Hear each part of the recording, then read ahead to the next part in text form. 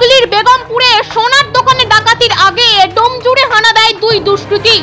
অন্তত CCTV footage সেই কথাই বলছে।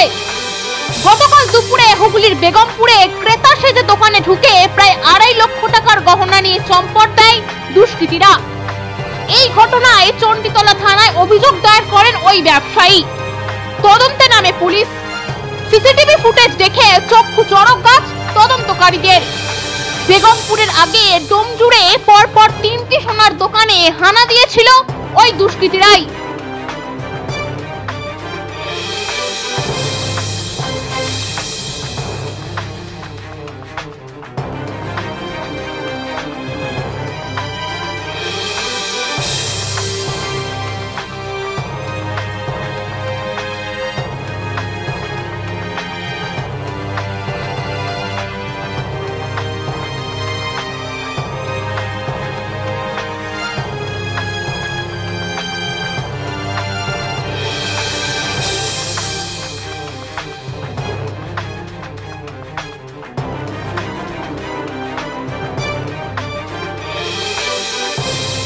অর্থাৎ ব্যবসায়ীদের আশঙ্কায় কিন্তু সত্যি হলো।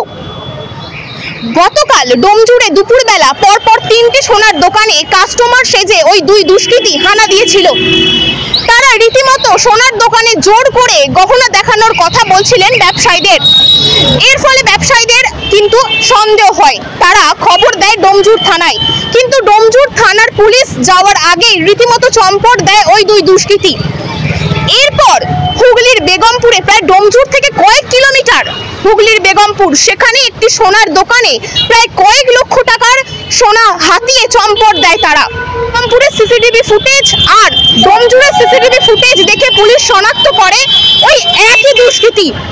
অর্থাৎ বোঝাই যাচ্ছে যে এখনো পুলিশের নাকের ডগায় ঘুরে বেড়াচ্ছে দুষ্কৃতী দল। এ বিষয়ে কি বলছে আমাদের চিফ এডিটর, চলুন শুনে নেওয়া যাক। একদমই এখনো ডোমজুড়ে ঘুরে বেড়াচ্ছে কিন্তু দুষ্কৃতী দল। গতকালের ঘটনা থেকে প্রমাণ পাওয়া যাচ্ছে যে গত 11 তারিখে ডোমজুড়ে দিনে দুপুরে দুঃসাহসিক ডাকাতির পরেও কিন্তু আতঙ্ক কাটছে না ব্যবসায়ীদের। কারণ গতকালই দুপুরবেলা পরপর 3টি সোনার দোকানে ডাকাতিরা কিন্তু হানা দেয়। তারা কিন্তু ডাকাতি করার চেষ্টা করে, আর তারপরেই কিন্তু হুগলিতে বেগমপুরে একই কায়দায় কাস্টমার সেজে তারা কিন্তু সোনার দোকানে ডাকাতি করে। আর সেখানকার সিসিটিভি ফুটেজ আর ডোমজুড়ে সিসিটিভি ফুটেজ দেখে দেখা যাচ্ছে যে ওই একই ব্যক্তি কিন্তু ডোমজুড়ে আরও একটি অপারেশন করার চেষ্টা করেছিল। ব্যবসায়ীদের আশঙ্কায় কিন্তু সত্যি হলো। গতকালও ডোমজুড়ে কিন্তু ওই দুই অজ্ঞাত পরিচয় ব্যক্তি অর্থাৎ দুই দুষ্কৃতী কিন্তু ডোমজুড়ে হানা দিয়েছিল। একেবারে রীতিমতো পুলিশকে চ্যালেঞ্জ জানিয়ে আমরা দেখাতে বলবো ডোমজুড় থানার একেবারে ঢিল ছোড়া দায়িত্বে দূরে ডোমজুড় থানার উল্টো দিকে কিন্তু মুখার্জি জুয়েলার্স, আর এই মুখার্জি জুয়েলার্স সহ আরও 3টি দোকানে কিন্তু গতকালও হানা দিয়েছিল ওই দুষ্কৃতী দল। প্রশ্ন উঠছে পুলিশের ভূমিকা নিয়ে। গত 11 তারিখে যে ঘটনা ঘটেছে তারপরেও ডোমজুড়ে কিন্তু এই 20 দিনে চুরি, ছিনতাই এবং ধর্ষণের মতো অভিযোগ উঠেছে। এমনকি কারখানায় দুই দুষ্কৃতী তারা কিন্তু তোলা তুলতে গিয়ে মারধর করে শ্রমিকদের। আর তারপরেও গতকালের ঘটনায় একেবারে রীতিমতো চাঞ্চল্য ছড়িয়েছে। কারণ রাজ্য জুড়ে বিভিন্ন জায়গায় আমরা দেখতে পাচ্ছি বেছে বেছে কিন্তু সোনার দোকানগুলোতেই টার্গেট করা হচ্ছে। আর 21 দিন কেটে গেলেও কিন্তু ডোমজুড়ে ডাকাতির ঘটনায় কেউ গ্রেপ্তার হয়নি, এমনটাই জানা যাচ্ছে। আর তারপরেও গতকাল কিন্তু দুই দুষ্কৃতী ডোমজুড়ে পরপর 3টি সোনার দোকানে হানা দেয়। ব্যবসায়ীরা কিন্তু সঙ্গে সঙ্গেই ডোমজুড় থানাকে খবর দিলেও পুলিশ যাওয়ার আগে তারা কিন্তু পালিয়ে যায়। আর তারপর এই হাওড়া থেকে কয়েক কিলোমিটার দূরে হুগলির বেগমপুরে গিয়ে একেবারে কাস্টমার সেজে ওই দুই দুষ্কৃতী কিন্তু ডাকাতি করে চলে গেল। সিসিটিভি ফুটেজে কিন্তু পরিষ্কার বোঝা যাচ্ছে। অতএব সিসিটিভি ফুটেজ সঙ্গে সঙ্গে পুলিশ পাওয়ার পরেও এই হাওড়া ডোমজুড় থেকে আবারও দুষ্কৃতী কিভাবে অন্য জেলায় চলে যায় তা নিয়েই কিন্তু প্রশ্ন উঠছে। গত 11 তারিখেও কিন্তু দুষ্কৃতীরা একেবারে ডোমজুড়ে দিনে দুপুরে রাস্তার ধারে আগ্নেয়াস্ত্র নিয়ে সোনার দোকানে ডাকাতি করার পরেও কিন্তু একই কায়দায় তারা একেবারে চলে গেছিল হুগলিতে এবং সেখান থেকে টেনে কিন্তু অন্য রাজ্যে পালিয়ে যায়। আর তারপরেও কিন্তু একেবারে গতকালও দুষ্কৃতী ঘুরে বেড়াচ্ছে ডোমজুড়ে, আতঙ্কিত ব্যবসায়ী মহল। 1:30 বাজে তখন গেটটা। আমি দোকান বন্ধ করছিলাম, তারপরে ওরা এসে রূপোর মাদুলি বার করতে হচ্ছিল। বার করার পর তারা দেখলো একটা ছোট মতন, বললো নেবো, দেখে বার করার ছিল, এটা বললো একটা লকেট বার করতে, সোনা এখান থেকে বার করলাম। তারা দেখলো, পছন্দ হলো না, বললো ভিতরে থেকে বার করো। এবার আমি বুঝতে পারিনি তারা কিভাবে এসছিল, কি নিয়েতে এসছিল। আমি দেখালাম, তাদের পছন্দ হচ্ছে না। ভিতরে ড্রয়ারে কেউ ঘাঁটে না, শুধু আমি ঘাঁটি।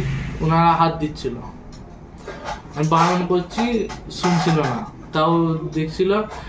দিয়ে ঘাটাঘাটি করতে করতে তার মধ্যে একটা বাক্স ছিল, যাতে আংটি ছিল খান 30-এর পলার, ওইটা নিয়ে গেছে। আর একটা চেইনের প্যাকেট ছিল, নিয়ে গেছে। আমি বুঝতে পারিনি ওটা যখন নিয়ে গেছে হয়ে আমার কাছে এসেছিল, এমন ওইরকম জোর জবরদস্তি ভাবে ওইরকম মাল দেখতে চেয়েছিল এবং এমনভাবে করেছে আমি বুঝতে পারিনি। তারপরে যখন মাল মেলাচ্ছি, দেখছি আমার দুটো আংটি, একজোড়া পলা চুড়ি, সকেট চুড়ি, হ্যাঁ, দেখতে পাচ্ছি না, ওইটাও খোয়া গেছে। ওরা এমনভাবে কায়দা করে ভাবে নিয়েছে, সে তখন তুলতে আমি তখন বুঝতে পারিনি। তখন একটা মালও ফেলে দিয়েছে, আমার অন্যমনস্ক হয়েছে, সেই টাইমে ওরা করে নিয়েছে। কালকে তো সঙ্গে সঙ্গে আপনারা পুলিশকে জানিয়েছিলেন? হ্যাঁ, পুলিশ এসেছিল, দেখে গেল, জেগে গেল। এবং সিসিটিভি ফুটেজও দিয়েছিলেন? হ্যাঁ, সিসিটিভি ফুটেজও নিয়ে গেছে।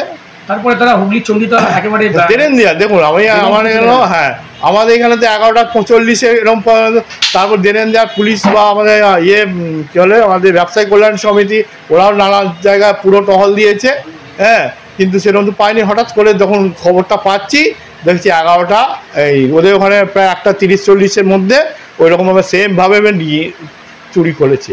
এইভাবে ঘুম তো হচ্ছে না, দোকান খুলছি, ভয়ে ভয়ে দোকান খুলতে হচ্ছে, কারো মাল দেখাতেও ভয় লাগছে এখন।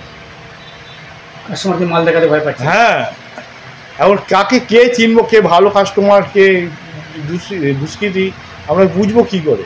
ভয়ানক। দুজন আসে, দুজনকার মধ্যে একজন দোকানে ঢুকেছিল। আমার দোকানের নাম আনন্দময়ী জুয়েলার্স অ্যান্ড জেমস। তা ঢোকার পরে আমায় জিজ্ঞেস করলো লকেট আছে? আমি একটু গ্রিল টেনে দিয়ে বসেছিলাম লক করে দিয়ে। আমি বললাম লকেট নেই। তার লকেট নেই বলতে দোকান থেকে বেরিয়ে যায়। বেরিয়ে গিয়ে এবার ডোমজুড়ে আরও অন্য সোনার দোকানে 2-3 জায়গায় গিয়েছিল। তা সেখানে আতঙ্কের মধ্যে আছি বলতে, আতঙ্ক তো আছেই, দ্বিতীয় কথা বাইরের কাস্টমাররাও ডোমজুড় এলাকায় ঢুকতে ভয় পাচ্ছে, আতঙ্ক হচ্ছে যে আমরা যে যাবো, কী করে কি যাব। তাই এইসব বিষয় রোজের চুরি ছিনতাইও হচ্ছে। তা